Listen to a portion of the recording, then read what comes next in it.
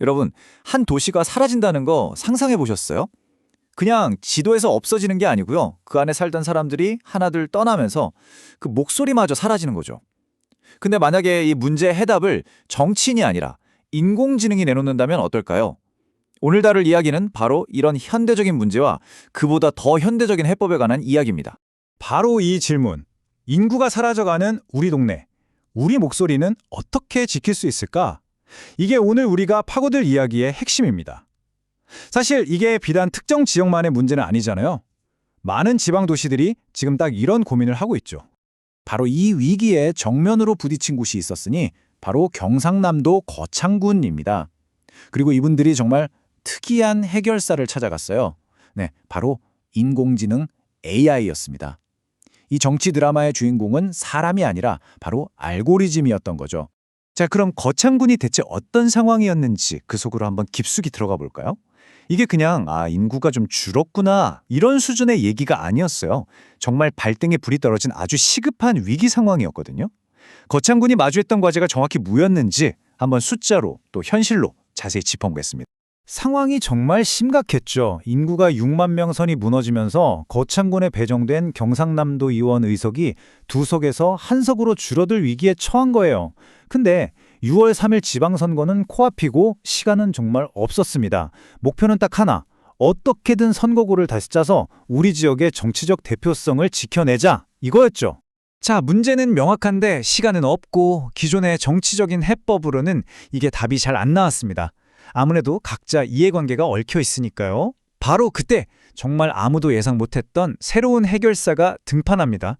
여기서부터 이야기가 진짜 재밌어져요. 한 지역 언론사 시사의 창이라는 곳에서 아주 독특한 시도를 합니다. 사람들한테 의견을 묻는 게 아니라 아예 인공지능한테 맡겨본 거예요. 자, 데이터를 줄 테니 가장 이상적인 선거 구안을 한번 시뮬레이션 해봐. 이렇게요. 그냥 괜찮은 안이 아니라 모든 걸 다 고려한 최적의 안을 찾아달라는 거였죠. 와, 근데 이 슬라이드를 보면 AI가 분석한 데이터가 진짜 장난이 아니에요. 이건 그냥 인구수만 넣고 돌린 게 아니었습니다. 최신 인구 데이터는 기본이고 그 복잡한 선거법 규정들, 그리고 주민들이 실제로 어떻게 사는지, 생활 인프라는 어떤지, 심지어는 눈에 보이지 않는 지역 정서나 역사적인 맥락 같은 것까지 전부 다 넣고 분석한 거예요. 정말 종합적인 접근이었죠. 이렇게 방대한 데이터를 먹은 인공지능이 과연 어떤 답을 내놨을까요? 그 해법이 너무나 기가 막히고 효과적이어서 원본 기사에서는 이걸 신의 한 수라고까지 표현했습니다. AI가 내놓은 최적의 해법은 바로 이거였습니다. 딱 봤을 땐 좀 이상해 보일 수 있어요. 거창읍, 그러니까 도심에 있는 상림리랑 교촌리라는 두 동네를 뚝 떼어내서요. 주변 면지역으로 이루어진 농촌 선거구에 합치는 방안이었어요. 그리고 이 그래프를 보시면 그 결과가 얼마나 놀라운지 바로 알 수 있습니다. 이 완벽한 균형 보이시나요? 1선거구가 29,800여 명, 2선거구가 29,100여 명. 거의 50대 50, 황금 비율을 만들어낸 겁니다. 이건 그냥 숫자가 아니에요. 지역의 정치적 대표성을 지키기 위한 가장 단단하고 안정적인 방어막이 생긴 거죠. 여기서 진짜 중요한 건 이 AI 안이 기존의 사람들이 머리 맞대고 논의하던 안보다 훨씬 월등히 뛰어났다는 점입니다. 원래는 상림리 하나만 옮기는 안을 얘기했었거든요. 근데 그건 제2선거구 인구가 겨우 하한선을 넘기는 수준이라 굉장히 불안정했어요. 하지만 AI가 내놓은 통합안은 어떻습니까? 두 선거구 인구 차이가 고작 632명밖에 안 나요. 이건 비교가 안 될 정도로 안정적인 구조죠. 데이터가 이걸 딱 보여주네요. 그런데요, 이 AI의 신의 한 수가 여기서 끝나지 않았습니다. 이게 단순히 도의원 의석 문제 하나만 해결한 게 아니었거든요. 그야말로 일석이조, 돌 하나로 새 두 마리를 잡는 격이었죠.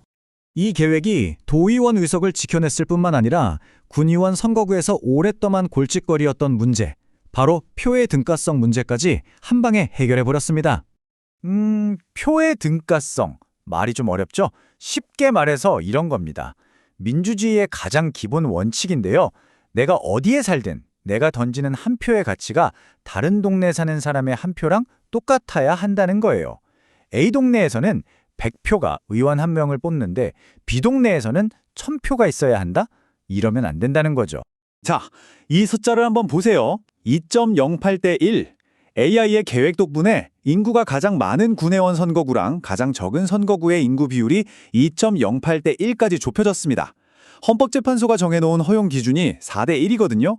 이걸 아주 여유롭게 통과한 거죠. 이건 정말 엄청난 개선이고 모든 주민들에게 더 공평한 지방민주주의를 돌려준 셈입니다. 자, 그런데 이렇게 기가 막힌 해법이 나오면 당연히 논란이 따라오겠죠? 과연 이게 교묘하게 판을 짠 꼼수였을까요? 아니면 위기를 돌파한 기발한 묘수였을까요?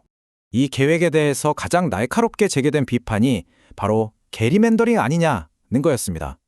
게리맨더링 들어보셨죠? 특정 정당이나 특정 세력한테 유리하도록 선거구를 막 이상하게 쪼개고 붙이는 걸 말하죠. 양쪽 주장을 한번 들어보시죠. 비판하는 쪽에서는 아니 어떻게 도심 지역을 뚝 떼서 농촌에다 붙이냐, 모양도 이상하고 행정 전통에도 어긋난다고 지적합니다. 하지만 옹호하는 쪽에서는 이렇게 반박해요. 이게 현실을 반영한 거다. 주민들의 실제 생활권이 그렇다. 그리고 과거에도 필요에 따라 유연하게 선거구를 나눈 적이 있다고요. 그리고 가장 중요한 포인트는 이 모든 게 특정 정당의 이익을 위한 게 아니라 우리 주민 전체의 대표성을 지키기 위한 거라는 점을 강조합니다. AI 분석 보고서는 이 상황을 아주 강렬하게 한 문장으로 요약했습니다. 그대로 한번 읽어드릴게요. 선거구 통폐합이라는 최악의 시나리오를 막기 위한 현실적이고도 유일한 대안.